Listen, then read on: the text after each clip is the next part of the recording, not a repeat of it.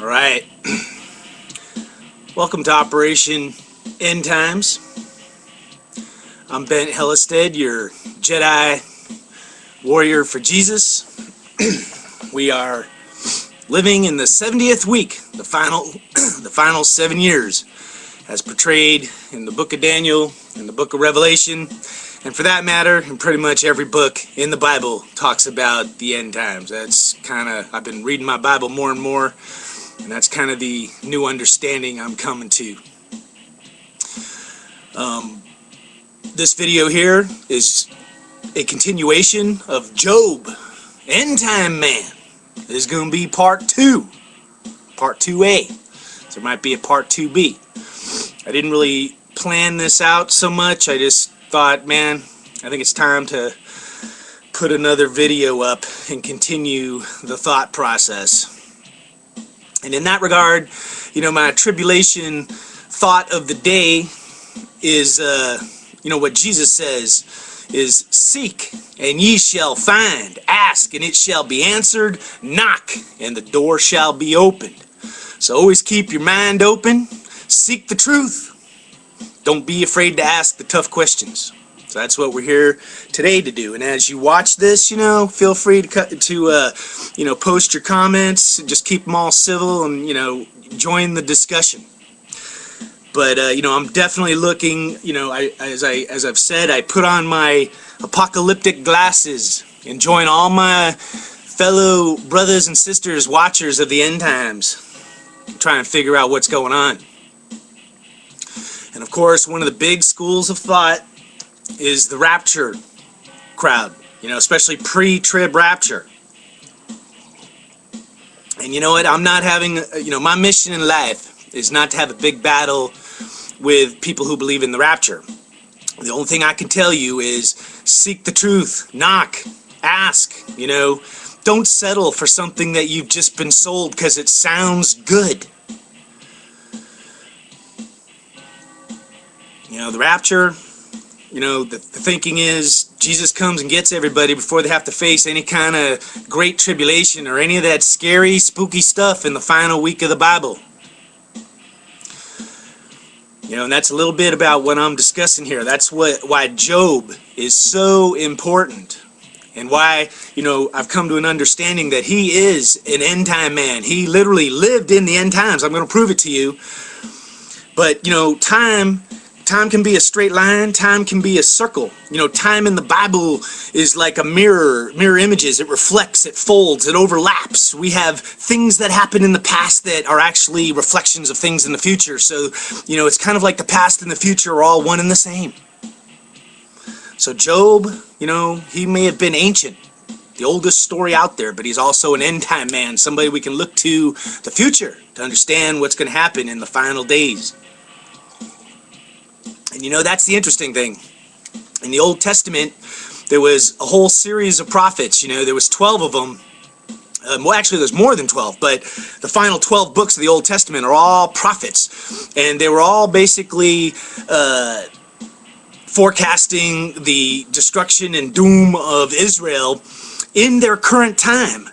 But at the same time, they were looking at the final days. And we know this because every one of these prophets, they say in the latter days, in the final days. And they're not talking about the days right ahead of them, as far as Israel being destroyed by Babylon or Syria and being taken off into captivity. They're talking about the final days, the end times. But you know what? It's all a reflection of the same thing, because you know what? It's the same countries, Assyria and Babylon, that will be coming in and, causing destruction on Israel in the final days, and that's what was happening to them back in their days. So once again, time folds in on itself.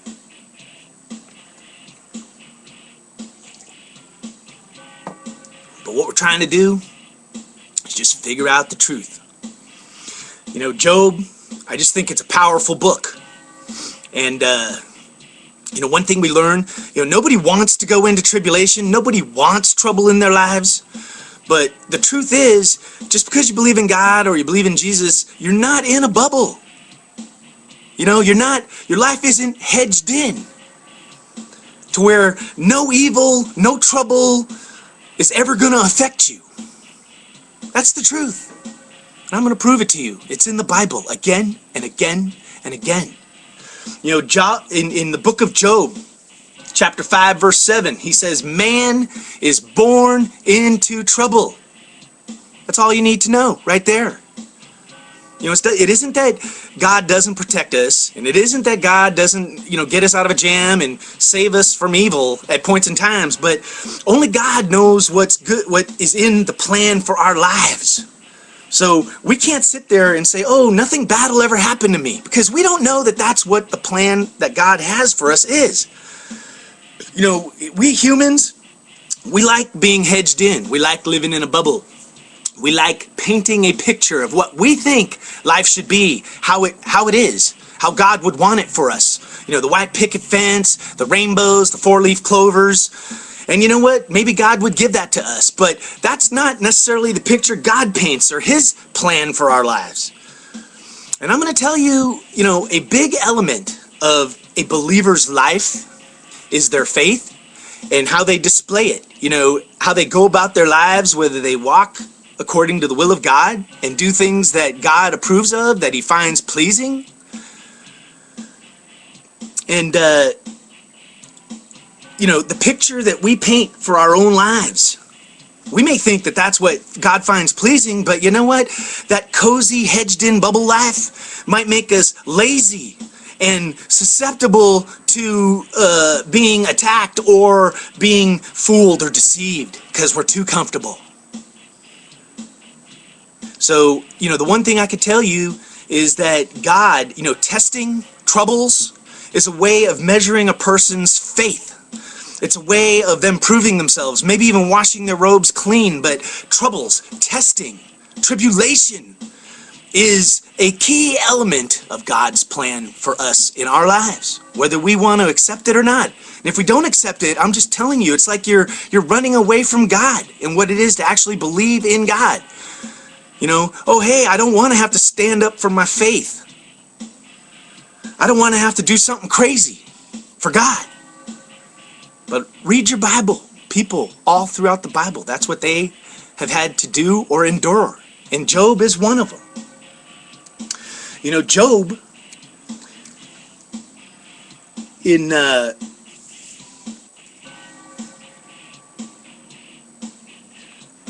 Job 5, verses 14 through 22, he says,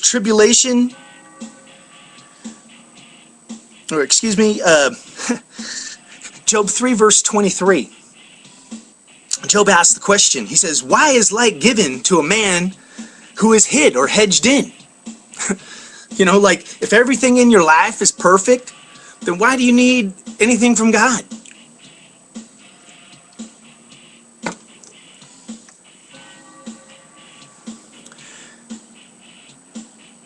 I ran across a really interesting verse the other day. I was reading the book of Ezekiel, and Ezekiel 14, man, unbelievable chapter. But Ezekiel, I think it's like 4 times, he says Noah, Daniel, and Job were in it. But they could only deliver their own souls by their righteousness. They couldn't save their kids, their friends, or their families. And Ezekiel says that 4 times, so it's powerful.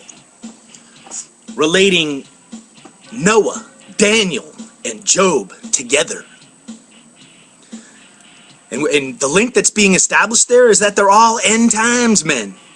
And we know that because Noah built an ark at the end of his world because God was destroying everybody. And he said, Noah, build an ark. And everybody laughed and mocked him. And the world went about their ways, eating and drinking and being merry. And Noah, through faith, built the ark and saved himself and his family. Daniel foretold the 70th week, the end times. So he was literally seeing the end of the world, which means he was at the end of the world if you're seeing the end of the world. But Daniel also faced major tribulations. He was thrown into fire. He was fed to lions. He was under threat of death if he didn't bow down and worship Nebuchadnezzar. And Daniel saved himself and he saved his 3 friends. And likewise, Job. Job led a hedged-in life. God gave him everything he needed, and he had him protected. And that's how Satan approached God, is he said, you know what? It's easy for somebody to believe in you when their life is hedged in, protected, when they're living in a bubble where you give them everything they want. Take that away and they'll curse you. And you know what? It was game on. Because God said, I'll take that bet, because my man Job will prove you wrong. But you know, sometimes when you want to talk about the end times, and we're going to talk about Job in the end times because there's so much more to learn there. But the verse in Ezekiel is just amazing, you know, 14:14, because it ties them all in. Noah, Daniel, Job, right there, end time men. But to understand the end times, sometimes you got to go back to the beginning. Now, you know, I'm speculating on some stuff here, but I'm going to speculate that man, or some form of man, was on earth worshiping Satan either at the exact same time Adam was put on the planet, or actually even thousands of years before. So in other words, the earth was filled with creatures that looked like men that were worshiping Satan, not God. And, you know, I would say technically they had no souls, because Satan doesn't provide souls.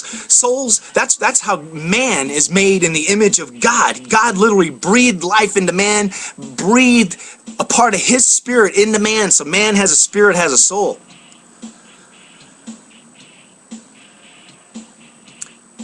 So I'm speculating, I'm conjecturing that there were creatures, men living on earth worshiping Satan all over the planet, either at the same time as Adam or before Adam ever existed. Now, the thing that's unique about Adam and Eve is they were in the Garden of Eden. And when you look at it, God hedged them in. He put a protective bubble on them. They were in a garden where he gave them everything they needed. And God would even hang out with them every day. So here are Adam and Eve who believe in God, where they are given everything. And God says, you know, do anything, eat anything you want in this garden. The only thing I say is don't touch that one tree over there, the tree of knowledge. But you got everything you need in your life. No troubles, no tribulation, you got food, the weather's perfect. But you know, see, you would think Adam and Eve would have great faith. You know, and would never disobey God, because they're right there living a protected life, a hedged-in life, with God living right with them. But you know what? There was another person floating around, an evil spirit, an evil person by the name of Satan, Lucifer, and he tempted them with the one temptation where he said, you know what? Having everything isn't good enough. You need to be God. And that tree over there that he said don't eat, he's lying to you, and if you partake of the knowledge, you will be like gods and you won't die. And he lied to them, because the minute they partook in the tree of knowledge, their souls died, or they were taken away from the light and put in darkness, separation from God. And see, that's where we are as humans, you know, like the thought that you could live your life in a bubble, hedged in, completely protected from any troubles, tribulation, or Satan, that's foolishness. You know, what you need to do is put on the armor of light, you know, the helmet of salvation. You know, Jesus was clear about that, and be prepared so that when you are tempted, when your hour of testing, your tribulation is in front of you, you're found worthy and you pass, and you know where your values are, and you're righteous in God's eyes. So, you know what? Mankind failed when they were hedged in, put in a bubble in the Garden of Eden, and you know what? We ended up losing our eternal life, and we were kicked out of the bubble. We were kicked out of the Garden of Eden. And you know what? When we entered the real world that was controlled by Satan and all the people that worship Satan, now we're in a world where our faith gets tested. And yet, we found a man like Job, where even on earth, God hedged him in again and gave him everything he needed and protected him. But Satan said, you know what? This man, his faith is as weak as can be, because if you protect them, then, you know, the faith is not this huge flame. It's a little candle. But, you know, God proved Satan wrong, you know, so the good news is you can have a good life if you're a believer in God. I'm not saying that if you believe in Jesus and believe in God, your life will suck. But what I am saying is What's not part of the deal, there's no covenant in the Bible. When you read all through the Bible, nowhere does God say, believe in me and believe in Jesus, and your life will be hedged in a bubble. You will never have to see any kind of trials or tribulation or testing. And as far as your faith is concerned, chill out. You know, relax in that picture you painted of the White House with the kids and the rainbows and the four-leaf clovers. Enjoy life, watch TV, go about your ways. You know, God actually kind of says the opposite, and so does Jesus. He says, you know what, if you got faith, you'll show it in your life every day. You'll help your fellow brother. You won't be content living a cushy, perfect life if your brother is right across